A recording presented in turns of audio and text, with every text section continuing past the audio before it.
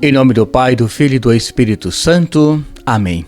Paz bem a você que acompanha o programa Boa Noite, meu Pai. Eu sou o Padre Emanuel da Paróquia Pessoal Nipo Brasileira e tenho a alegria e a satisfação de estar com você todo domingo para nós buscarmos juntos em Deus uma mensagem na qual Ele vai nos levando cada vez mais, nos conduzindo a conhecermos sobre o Evangelho através de uma história de nossa vida, ou seja, do nosso cotidiano. E desde já eu peço que você possa nos auxiliar, nos ajudar na verdade, clicando no link que aparece aí no seu celular e enviando para o seu grupo de amigos, no WhatsApp, o grupo do condomínio, enfim, pessoas que também querem conhecer um pouco mais sobre a Palavra de Deus através do nosso dia a dia. E hoje nós temos como história, como atualização de nossa vida, eu coloquei o tema como atualizar nossa vida em silêncio. Esse será então o tema da nossa reflexão de hoje. Ou seja, buscarmos uma atualização na qual nós vamos vivenciando o Evangelho e ao mesmo tempo o Evangelho vai colocando em nós os valores. Aí vou colocar a dimensão humana, a espiritual, para vermos então o resultado que dá toda essa estrutura de conhecimento, de pensamento e de ações para o nosso dia a dia. Irmãos e irmãs, nossa caminhada ela tem sempre que ter uma referência. Isso é fundamental para que cada pessoa possa dar um passo muito certo. Então eu coloquei aqui uma história, a qual a referência será então, nesse primeiro momento, uma borboleta. Você conhece, claro, todo o ciclo de vida de uma borboleta, não é isto? Primeiro ela vem com algo que parece que não tem futuro, ou não tem condições de alguém pensar, mas isso voa, ou isso voará um dia, né? Que é então uma larva. Ela vai fazendo com que essa transformação realmente aconteça na vida dela. E então as pessoas olham para aquele momento inicial da vida e não conseguem ver o que ela pode transformar depois.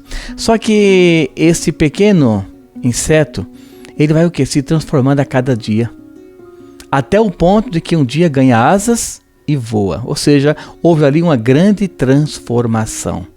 Primeiro porque sabia desse projeto e acreditando, cada dia passando, ela chegou então nesse ponto. E a história me lembra o quê? Que duas borboletas estavam sentadas, né, conversando na verdade, na fábula, e então eis que uma pergunta para a outra, olha, mas você mudou tanto, né? Uma estava na sua fase inicial e outra já numa fase de voar. E a que voa respondeu, a minha única mudança foi o quê? Eu tomar atitudes. Ou seja, reconhecer que o meu processo ele é lento, mas ele vai ter então um grande resultado. Então, irmãos e irmãs, pensando nessa história, que nós vamos colocar então agora em prática a nossa caminhada na igreja, nos nossos valores também. Por quê? Nós temos uma dinâmica muito grande em nossa caminhada, em nosso dia a dia. A questão é que nem todas as pessoas, elas querem que nós vençamos na vida. Esse é o grande fato, nem todos. Claro que nós temos que ter uma condição onde eu vou compreender cada história, cada passo que eu dou e também saber quem está ao meu redor realmente. Então, nos mostra que todas as pessoas elas estão conosco, mas literalmente nem todas elas querem o nosso crescimento, ou seja, a inveja permeia no campo da humanidade, na dimensão da amizade. Então, por exemplo, as pessoas começam a observar os passos umas das outras. Aqui eu me refiro na mudança que temos que ter e ao mesmo tempo o nosso passo lento, mas confiantes onde queremos chegar, porque somos cristãos e buscamos e acreditamos, claro, na ressurreição de Cristo e que um dia será também a nossa ressurreição para a vida eterna. Então quando eu olho para a pessoa, por exemplo, e vejo que a prática dela não condiz com aquilo que muitas vezes ela está dizendo no meu dia a dia.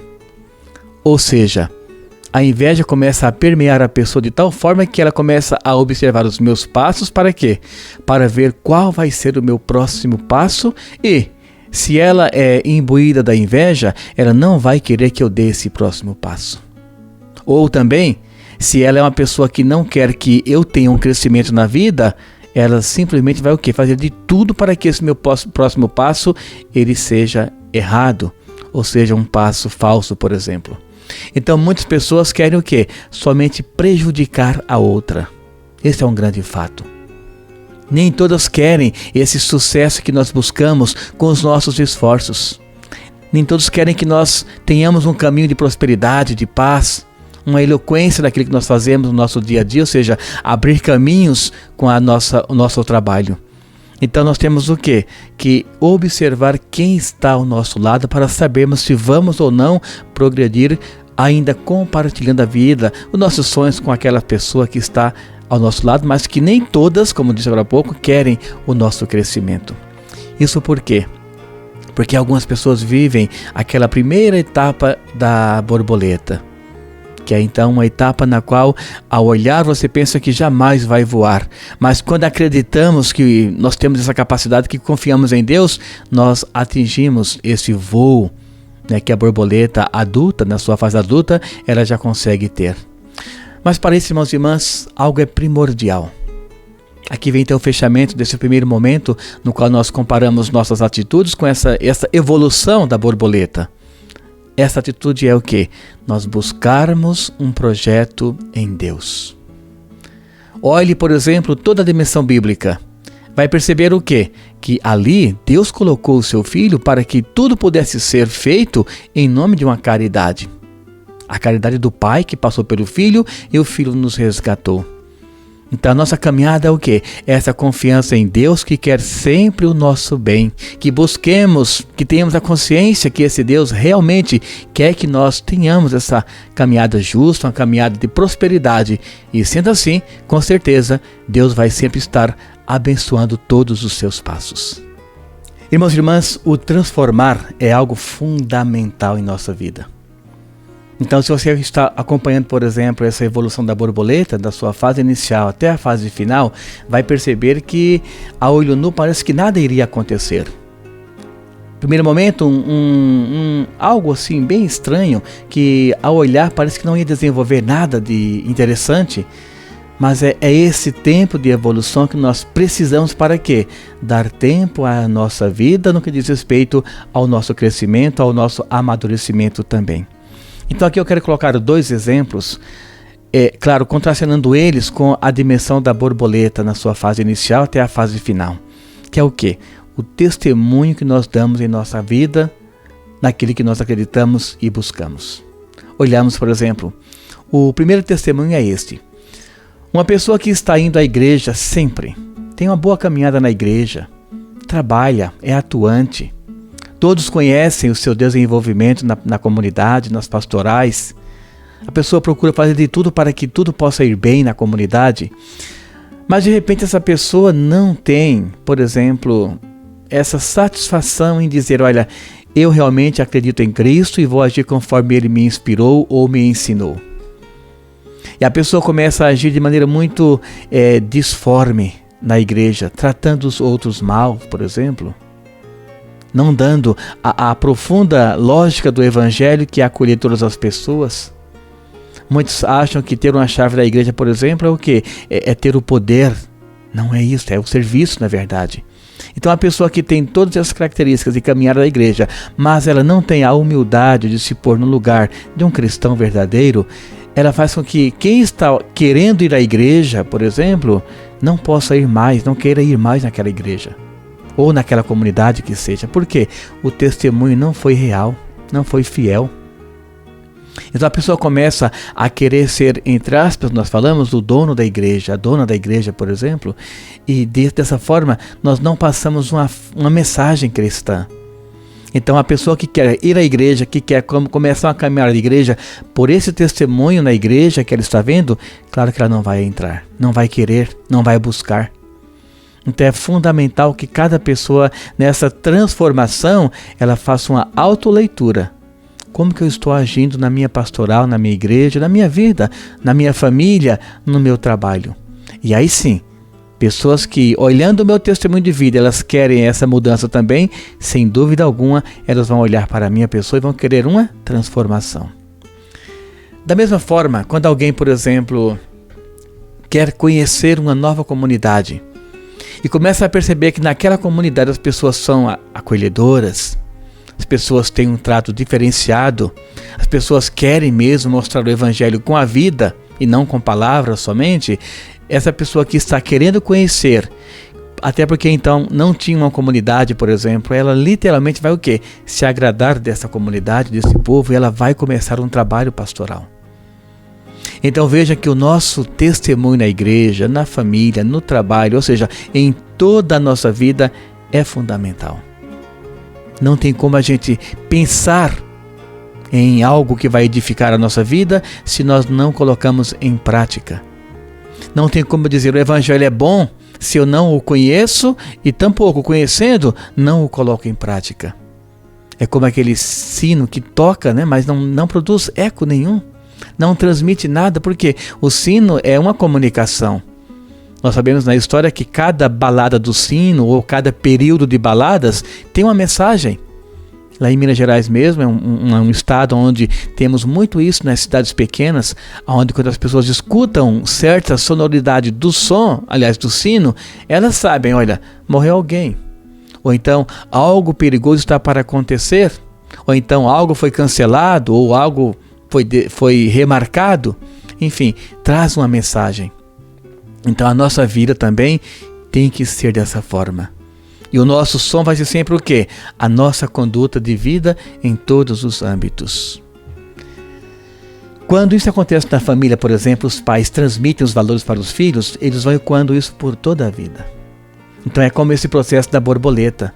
Começa um pouco estranho, começa um pouco quando a pessoa não entende, não quer compreender muitas vezes, mas ao desenvolver a capacidade do pensamento, ela vai sem dúvida alguma levar o quê? Uma mensagem de paz. Ela vai transmitir literalmente o Evangelho que ela ouviu, colocou no seu interior e agora é transformado em palavras, em ações.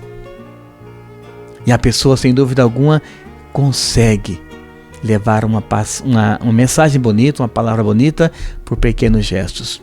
A prova disso são, na verdade, nós temos como provas o quê? Os santos, que trouxeram a mensagem aos seus ouvidos, passou para o coração e depois com as mãos, com os pés, com a boca, com a palavra, né, com a língua, eles transmitiram isso de forma de serviço, ensinando, evangelizando.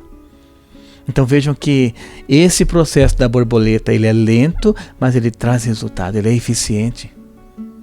Uma borboleta, ela sabe exatamente que o processo é lento, é dolorido muitas vezes, precisa de um cuidado. Imagina quanto que ela não tem que ter cuidado para não ser, por exemplo, alimento de outros no meio de todo esse tempo, mas quando ela chega nesse momento de eclodir realmente, ela pode voar. Ela consegue apreciar toda a dimensão que no seu gene já está então tudo codificado. Então, irmãos e irmãs, nossa conduta também é dessa forma. Deus nos deu uma vida para isso. Quando eu falo de codificado é nesse sentido. Uma criança, ela sabe que vai ser um adulto próspera.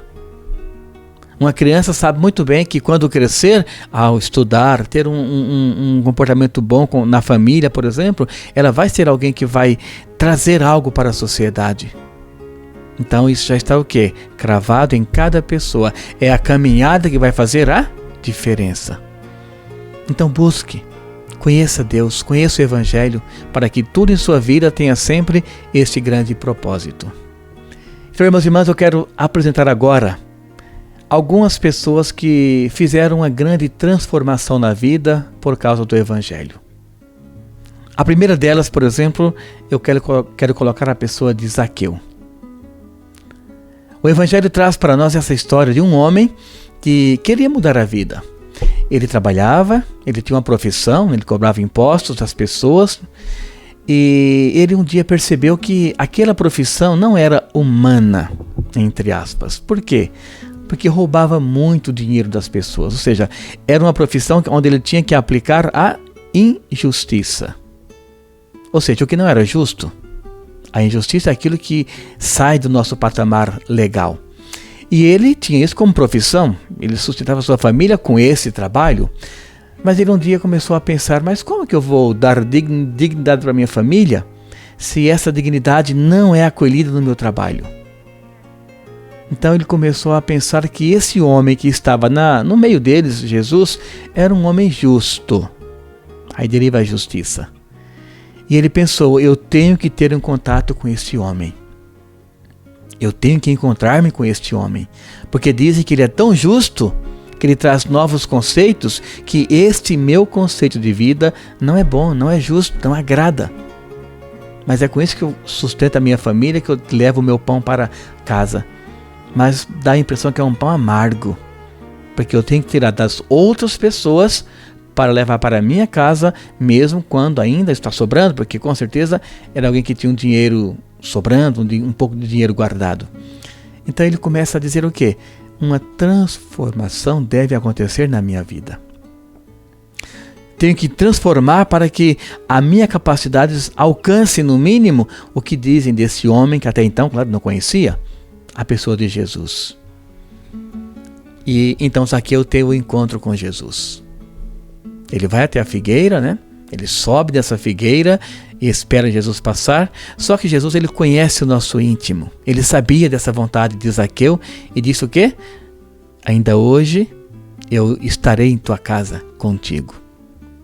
Ou seja, quando nós nos abrimos para Deus, Deus sabe de todas as nossas intenções. Então, Jesus foi até a casa dele, lá se encontraram, conversaram e, bem sabemos, Zaqueu teve uma grande conversão. Foi um outro homem. Utilizou-se da sua fé, da sua conduta, do tempo necessário para essa mudança e a partir daí colocou em prática o que aprendeu de Jesus.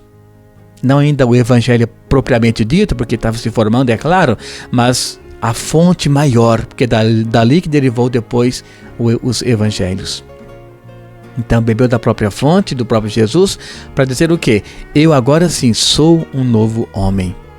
Tenho uma nova conduta.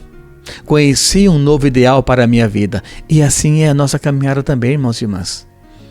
O tempo de nós, enquanto crianças, nós temos atitudes de criança, nos fala a palavra também. Mas quando nós crescemos, as nossas atitudes não podem ser mais as de crianças, é claro. Atitudes maduras, sadias, mudadas, para quê? Para que tudo ao meu redor seja condizente com o que eu acredito, no nosso caso, cristãos, por exemplo, Jesus Cristo, e acreditando eu possa pôr em prática. Então Zaqueu mudou totalmente a sua vida porque teve contato com Jesus. Aí hoje alguém pode também ter esse contato? Claro, a própria palavra, a Eucaristia.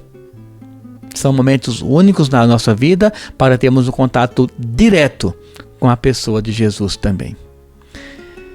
Depois temos um outro grande exemplo também, a pessoa de Pedro, São Pedro. Ele também transformou totalmente a sua vida ao conhecer Jesus. Bem sabemos que dentre todos os 12, por exemplo, Pedro, pela literatura, era aquele mais rude, aquele que mais trazia inquietações para o grupo. Mas depois que ele conheceu a pessoa de Jesus, que teve esse contato maior, que ele reconheceu o erro dele, por exemplo, quando traiu Jesus em relação a palavras, né? A dizer, eu não conheço esse homem. Nunca vi este homem.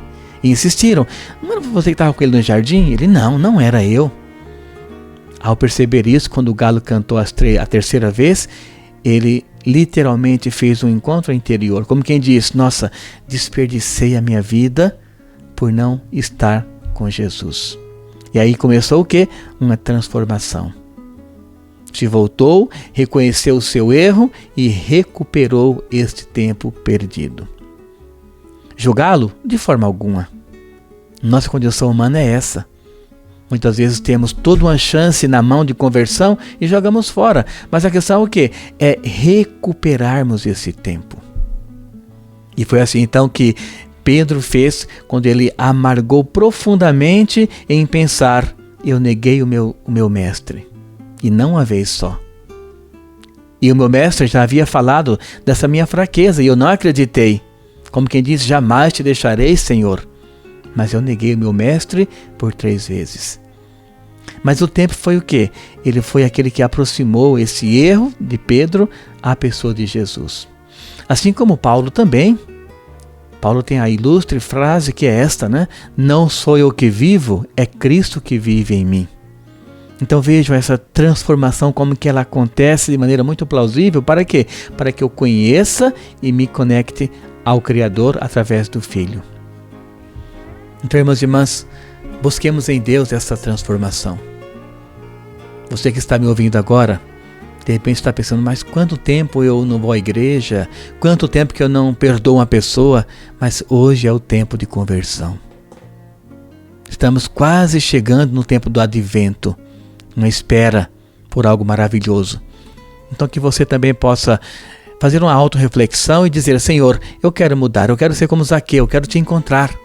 Quero ser como Pedro, que mesmo te conhecendo, mas negando para o meu próprio gozo, eu agora me arrependo e quero te encontrar, Senhor.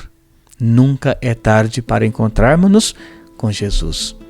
Então que Ele te abençoe, te dê muitas bênçãos e graças e paz, e que você no seu dia a dia tenha essa certeza da presença constante de Deus que transforma a sua vida. O Senhor esteja convosco. Ele está no meio de nós. Que mais uma vez desça sobre você, a sua família, a bênção do Deus Todo-Poderoso, Pai, Filho e o Espírito Santo. Amém. Um grande abraço, fique com Deus e até o próximo domingo com as bênçãos do nosso Pai.